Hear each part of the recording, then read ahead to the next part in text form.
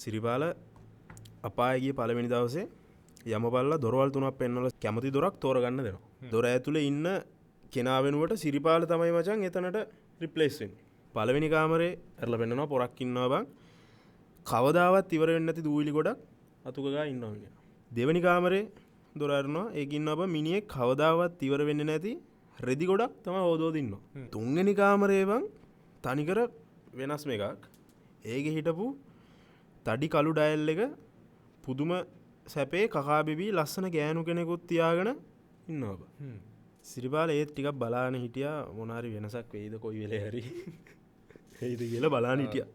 ඌව නාවලා කවලා පොවලා අනික් සියලු ඕන එපාකමක්ම කරලා දෙනවා අර ගෑනු කෙනා. අර ගෑනු කෙනා. සිරිපාල දෙපාරක් හිතන්න නැතුව බං කියනවා කෙලින්ම තුන්වෙනි කාමරේ මට දාලා දෙන්න මේක මට හොඳයි කියලා. ඊට පස්සේ බං යමපල්ලත් හරි කියලා තුන්වෙනි කාමරේ දොර ඇරලා සිරිපාලව ඇතුළට දාලා යන ගමන් එළියට ඇතුළින් එක එළියට ගියා නනවා බං. සිරිපාල ඔයාගේ වැඩේට දැම්මා.